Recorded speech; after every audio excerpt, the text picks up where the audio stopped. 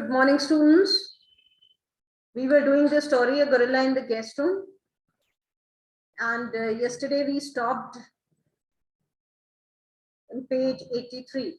Here, I marked it also. Right. So we have to start from here. So we know that now Nandi was there, and now some time had passed, and the people in the zoo, along with the narrator, what were they planning to do? They were planning to bring Nandi and Npongo together, right? Because what was the objective? The objective was to encourage them to breed in captivity. That was the objective, right? Breeding of the rare species in captivity. That should be the objective of the zoo, the objective of all the zoos. This is the narrator's belief, right? So that is why Nandi was brought in the zoo, and now they were making efforts to bring Nandi and Npongo together. Now that she was actually in the cage with Npongo, who was sitting up on a branch, watching her with the same expression of uninterested mistrust that he deserved for some new item of diet. We could see that she was very much smaller than he. So now both of them were locked in the same cage. And what was Npongo doing? Npongo was looking at Nandi with the suspicious expression like he used to give whenever some new dish or new food item was presented in front of him. Then he used to first check it, poke it, smell it, and then only he would consume it. So that element of mistrust was there, right? Because till now Npongo was living alone in this cage, and now he had a companion. So there was some element of mistrust, uninterested mistrust was there.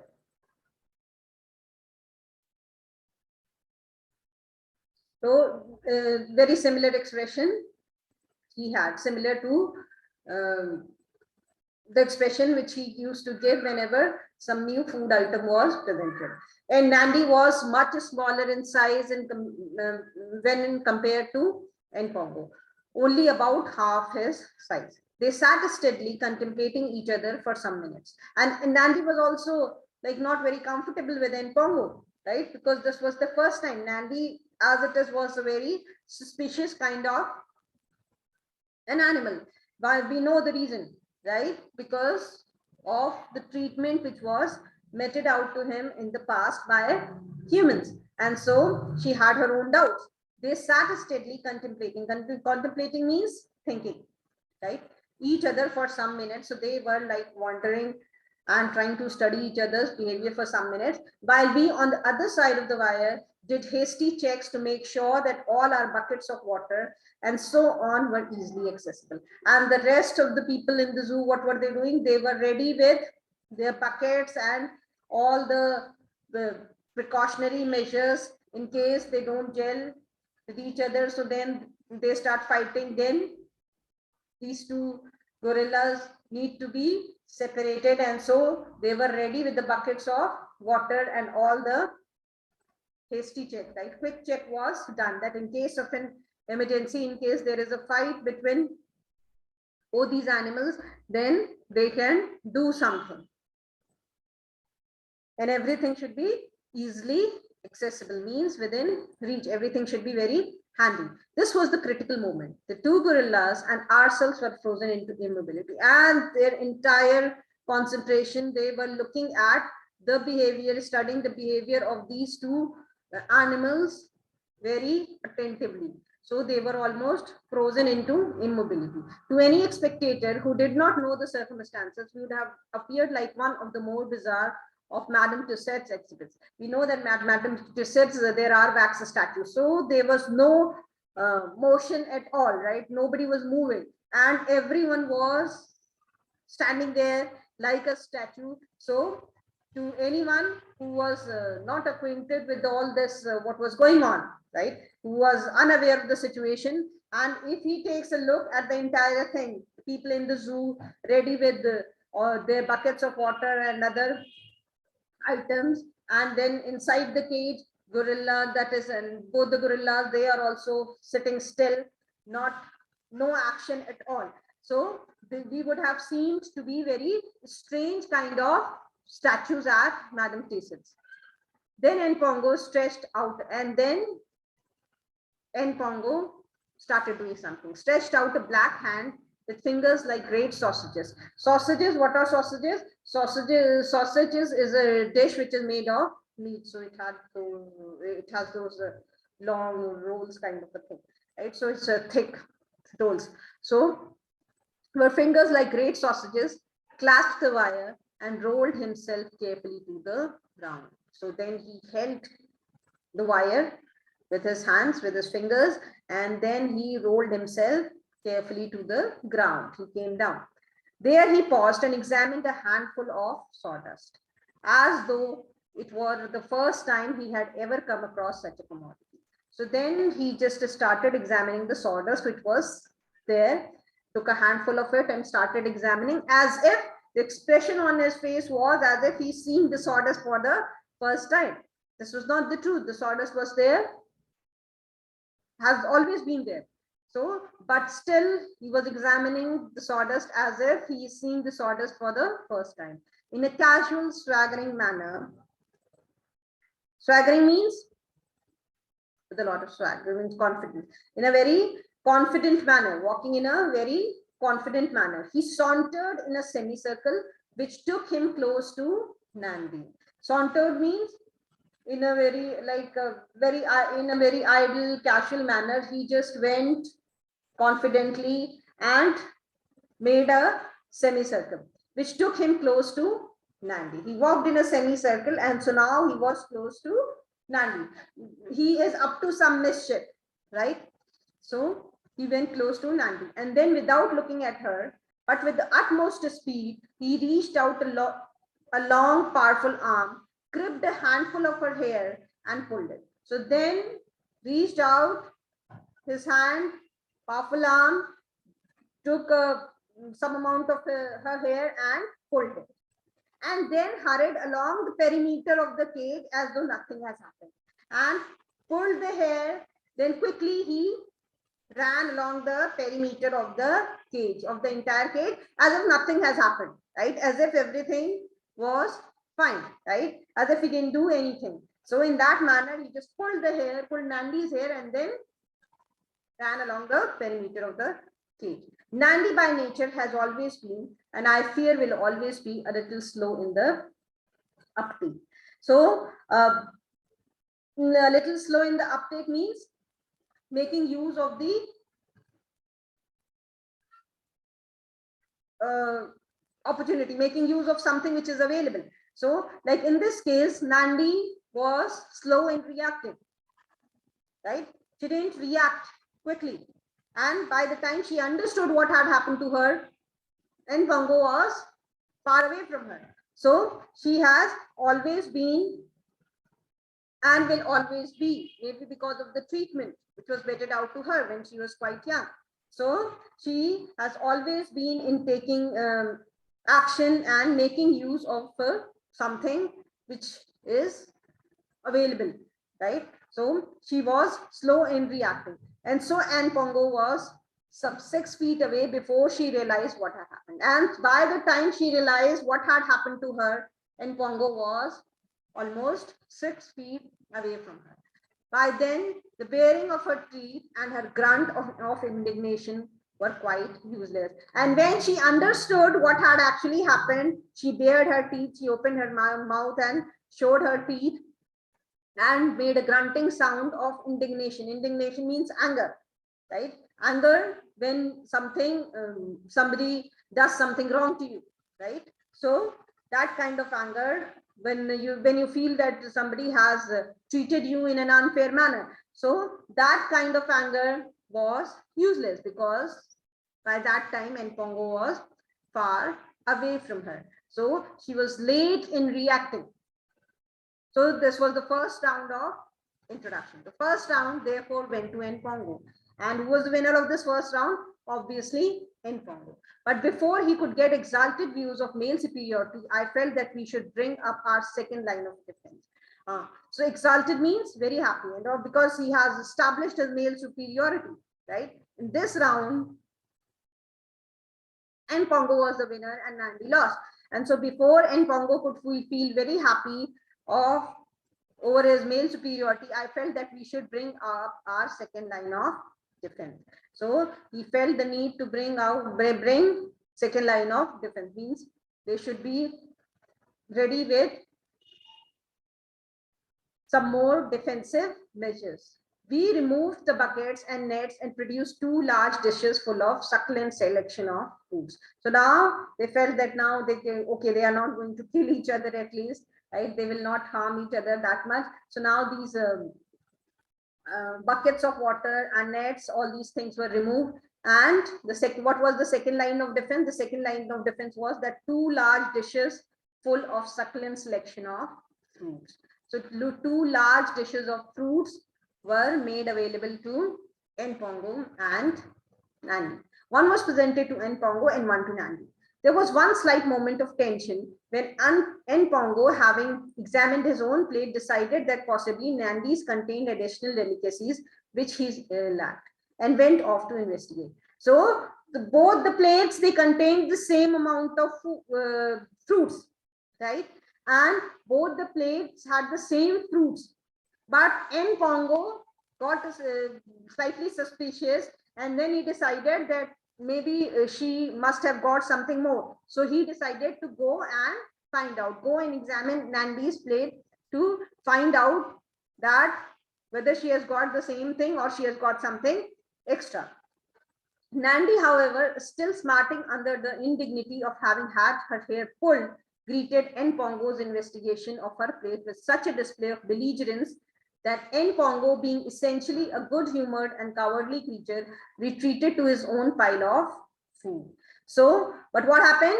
So Npongo decided that now he will go and he will investigate Nandi's plate, because he had his doubts that maybe Nandi has got some more fruits, right? So, but this time he was not able to have his own way. Why? Because Nandi was still under that pain, the pain of her hair pulled. More than physical pain, it was like emotional pain, the pain of defeat. So still under that humiliation, she was still under sharp stinging pain which she was feeling. Why? Because of the humiliation, because of being feeling defeated by Npongo. So there was certain amount of hostility, right? Anger, hatred in her expression. She displayed so much hatred and so much hostility that Npongo, who is a good-humored ape, right? He was a good-humored gorilla, right? So, but he was a cowardly creature also. So he was scared with the look of belligerence and hostility on Nandi's face, and he decided to go back, leave the idea of investigating her plate, and he went back to his own pile of food, his own plate, and started eating. For the next half hour, they both fed contentedly at opposite ends of the cage. So now they sat at opposite ends of the cage and they ate to their heart's content. That night, Npongo, as usual, slept on his wooden shelf, while Nandi, looking like a thwarted suffragette. Suffragette means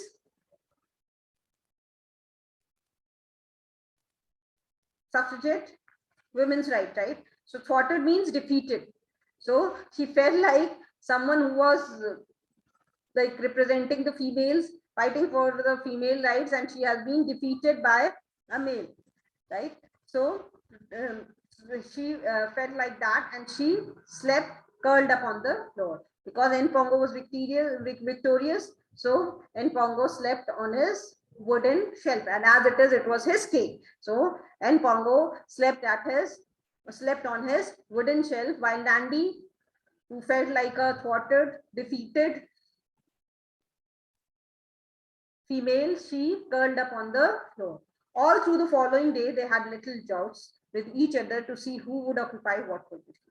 So, joust means argument. So, the next day, what happened? Next day, they had some arguments, right, in their own language, obviously with each other. And then they decided some terms and conditions which will be followed and who would occupy what position. right? They were working out their own protocol. So they were making their own rules. They were making their own agreement. Should Nandi be allowed to swim on the rope, swing on the rope when Npongo was sitting on the crossbeam? Should Npongo be allowed to pinch Nandi's carrots, even though they were smaller than his own? It had the childishness of a general election, but was 3 times as interesting. So they were like deciding the terms and the agreement, and they were making their own protocol, rules and regulations. So these were the things like, this is the narrator's guess that might be they must be deciding that whether Nandi should be allowed to swing on the rope when Npongo was sitting on the cross beam, and whether he should be allowed to pinch Nandi's carrot. So, but this or their behavior seemed to be very interesting to the narrator and the others in the zoo. 3 times as interesting as the general election. So though it was very childish, obviously you cannot expect animals to behave in a very intelligent manner. So though it seemed to be childish, right, the arguments and the agreements which they were making, they seemed to be very childish, but it was interesting. However, by that evening, Nandi had achieved what amounted to votes for female gorillas, and both she and Npongo shared the wooden shell. So by late evening, what happened? She also gained some amount of votes for the female gorillas, right? She also occupied some position in that cage, and then both of them decided to share the wooden shell. Judging by the way Npongo snuggled up to her, he was not at all averse to this invasion of his bedroom. So both of them snuggled, they got closer in a comfortable position, and they snuggled each other and slept together on the shelf. So this made it very clear that he was not averse. That means he just didn't dislike the invasion in his bedroom. He didn't dislike the idea of sharing his bedroom with Nandi, sharing his sleeping shelf with Nandi. It was obvious from the first that the marriage of the gorillas was going to be a success. Although they were so different in character, they quite plainly adored one another. So one question which could be asked is comparison of the characters of Npongo and Nandi.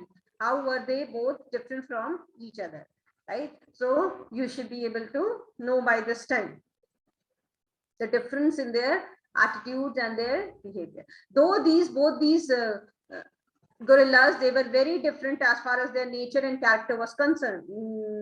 As far as their character and nature is concerned, but still they adored one another. They liked each other. Npongo was the great giggling clown of the group. Npongo, a very happy-go-lucky kind of fellow, right? Always wanted to enjoy with a lot of excitement and exuberance, right? So he was the giggling clown of the pair. While Nandi was much quieter, more introspective and watchful. So Nandi has always been very vigilant, right? Because of the incidents which happened in her past life, she was very vigilant. She was suspicious. She was alert. But Npongo, because he has got a very friendly treatment, he has been treated in a very friendly manner by the human beings in the past. He was not hurt by any human being. So he trusted human beings and he didn't suffer that much. And so he was a very happy kind of a gorilla. Npongo bullying and teasing of her was all done without any malice and out of pure sense of fun. Now Nandi also started enjoying his bullying, and like he used to tease her, right? But Nandi also didn't take it seriously. There was no malice in it, right? No ill will in it. It was just for the sake of fun, and Nandi seemed to realize it. And finally, Nandi also understood that he enjoys doing like this, right? Like enjoys teasing me, so she also didn't take anything seriously. Occasionally, however, his good-humored teasing would drive her into distraction. It must have been rather like being married to a professional practical joker. But at times, Nandi also used to get irritated, right? His sense of humor, his laughter, his sense of laughter used to drive her to distraction. And it was like getting married to a professional practical joker, because he was always there, and Npongo was always in that fun mood, right? But Nandi was not like that. She was quieter. She wanted to be quiet at times, but Npongo went on continuously teasing her. So at times this kind of behavior annoyed her. And when she was annoyed, what she used to do, when she reached the limit of her endurance, when everything went, when his behavior went beyond her tolerance, her limit of endurance, she would lose her temper. And then what would she do? Lose her temper with flashing eyes, open mouth, would chase him. Then with flashing eyes, she used to make her eyes bigger and open her mouth and start chasing round the cage while he ran before her, giggling hysterically. And Npongo enjoyed this, right? That Nandi is after him, right? Nandi is annoyed. He enjoyed annoying Nandi. So she would run after him and Npongo would run in front and giggling hysterically. If she caught him, he would belabor him with her fist while Npongo lay on the ground curled up in a ball. But what happened if she got hold of if she got hold of Npongo, what she would do? She would attack him, right? Start hitting him physically. Hitting someone is belabor, right? She would start hitting Npongo with her fist. Fist is this, right? Punching him, Npongo, with her fist. While Npongo enjoyed this also, because Nandi was much weaker than Npongo, right? Her physical strength was nothing in comparison to Npongo. So obviously she would not be able to cause any injury to Npongo. So Npongo would lay on the ground and curled up in a ball and enjoy this hitting also. Nandi might as well have tried to hurt a lump of cement. Npongo was a strong gorilla, right? Strong, huge, massive gorilla. So this hitting by Nandi didn't make any impact on Npongo, in spite of her strength, for he would just lie there, laughing to himself, his eyes shining with good humor. But Npongo enjoyed it, right? His eyes would shine, he would lie there, curled up or lie there on the ground, curled in the form of a ball, and enjoy this hitting. As soon as she tired of trying to make some impression on his muscular body, Nandi would stalk off to the other end of the cage, and Npongo would sit up, brush the sawdust from himself, and beat a rapid tattoo of triumph on his breast or stomach. So what would he do? When Nandi was tired, she would just retire to one corner of the cage. She would give up. When she was tired of hitting Npongo, she would just give up and go to one corner of the cage and sit up. When she went, what Npongo did was he used to get up, right, and then remove the sawdust. It was there all over his body because there was sawdust on the ground. So he would just remove the sawdust from his body and then brush the sawdust from his body and then start hitting, right? You must have seen the gorilla hitting, beating his chest with his hands and breast and stomach with his hand. Then he would sit with his arms folded, his eyes glittering, working out some other trick to annoy his wife. Then he would sit there with arms folded, thinking of another plan, how to annoy his wife, how to irritate Nandi, right? To have acquired such a pair of rare and valuable animals was, I considered, something of an achievement. But now I discovered we were to live in a constant state of anxiety over their health and well-being. To have such wonderful gorillas in the zoo was a great thing, right? It was like a sense of achievement, achieving something which you desire, because this is what the narrator wanted, right? So it was like a sense of achievement for the narrator. But then this brought another problem with it. And what was the problem? That they were in a constant state of anxiety over their health and well-being. Every time one of them got sawdust up his nose and sneezed, we viewed this with alarm and despondency, right? So what happened? There was sawdust all around, so they would just get some sawdust while playing into their nose, and then they would start sneezing. And this was looked at by the people in the zoo, by the people who were working in the zoo, by the narrator, as a sense of alarm and Despondency means hopelessness. Was this a prelude to pneumonia or something else? So they were very cautious.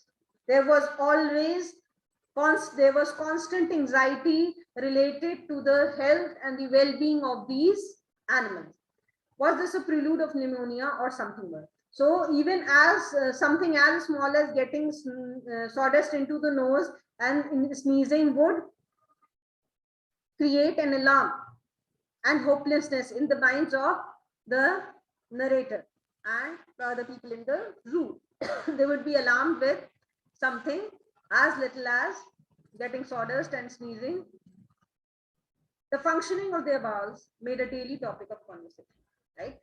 It has been mentioned that they were in a constant state of anxiety about their health. So the functioning of their bowels, whether they are discharging their stool properly and the digestion is proper, whether they are not coughing, they have not caught cold, and all these things. Their general health and well-being was a daily topic of conversation.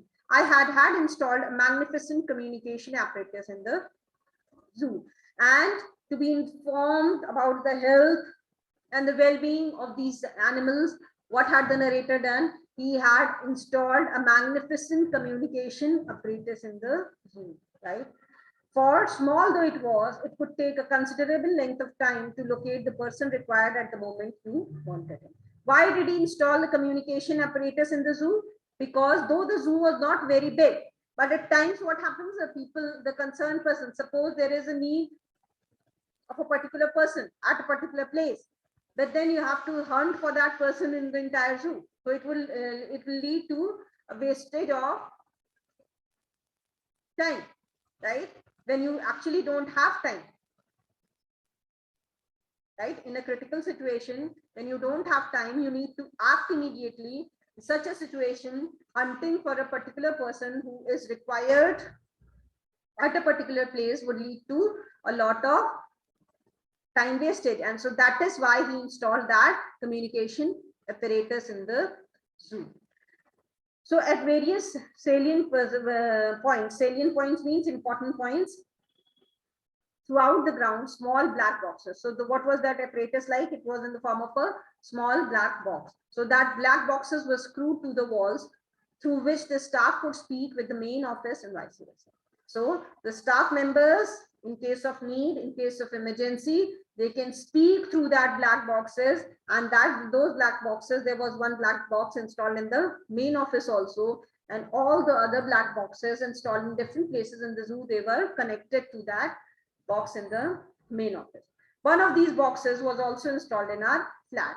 He got one box installed in his flat also, so that in odd hours when he is at his home, and if there is an emergency in the zoo, he can be informed quickly and he can rush there to help, so that I could be appraised of what was going on and be warned should any crisis arise. So if any crisis arises, he could be informed. The occasion when I had doubts as to the wisdom of the system was the day when we were entertaining some people we did not know very well. So, but though this installation of the communication apparatus was a good thing, right, to keep the narrator informed and to keep all the concerned people, to keep all the people in the zoo informed of what's happening where, right? And they can be made available at the right place in the right time, right? But then he had his doubts about the wisdom of this system. Why? One incident happened which made the narrator doubt about the intelligence and the wisdom of this system. So then he has narrated the incident. In the middle of one of those erudite and futile conversation, so what happened? Once he had some people at his place whom he didn't know very, very well, means they were mere acquaintances. So there was a formal kind of relation with those people, right? He didn't share informal relationship with those people who were there, whom he was entertaining, who were his guests. In the middle of one of those erudite and futile conversation, one has to indulge in. So that in the middle of those were like not very well known people, right? Not known to him informally, right? So in the middle of that formal meeting which was going on, and some intelligent, learned discussion was going on with the people, erudite means learned, right? Futile means useless, like some kind of drawing room talks. No? The people who said, right, they talk all the intelligent stuff. And why is it futile? Because nothing will happen, right? They speak all the intelligent and the learned stuff in such meetings, which is kind of useless. Most of this intelligent conversation is useless. One has to indulge in the black box on the bookcase gave a warning factor. What happened when this discussion was going on in a kind of a formal meeting, right? He had formal guests at his place, and some intelligent discussion was going on, though it was useless, but it was going on. What happened in the middle of that discussion? The black box, which was kept on the bookcase, gave a warning cracker, right? It made some sound. And before I could leap up to switch it off, then what the narrator did was he tried to reach the box as soon as possible to switch it off, right? Because see, those were not very friendly, and the persons who were a part of his friends and family, right? He had formal guests. So he didn't want the box to blurt out all the nonsensical stuff in front of them, right? And so he rushed to the box to switch it off, and before I could leap up to switch it off, a sepulchral and disembodied voice said. So what happened? Sepulchral means gloomy, a sad, and disembodied. Disembodied means lacking the source, because the voice was coming from the box. So the source was not visible. The physical source of the voice was not visible. Mr. Durrell, the gorillas have got diarrhea again. So this was the message which was blurted out from that box. I know of no equal to this remark for putting a blight on the party. And then what happened? It was really very embarrassing for the narrator, right? In the middle of a formal meeting, if such a thing happens, obviously it will cause a great amount of frustration and embarrassment. So I know of no equal to this remark for putting a blight on the party. So this was something which spoiled the entire party. This news which was blurted out from the black box by someone in the zoo that the gorillas have got diarrhea again. However, in Congo, so this is one incident which the narrator has told about the weakness, told us the weakness or the drawbacks of the black boxes being installed in the zoo all over the place. However, Npongo and Nandi grew apace, but Npongo and Nandi grew very quickly. They didn't fall sick, and to our relief, developed none of the diseases that we feared they might contract. And though they were very anxious, right, very cautious, and always worried about the health and the well-being of Npongo and Nandi, but they were growing quickly, and they didn't acquire any of the diseases which they thought that they might contract, they might get during their growing up years. I think we should stop here, and we'll continue further in the next turn. Thank you.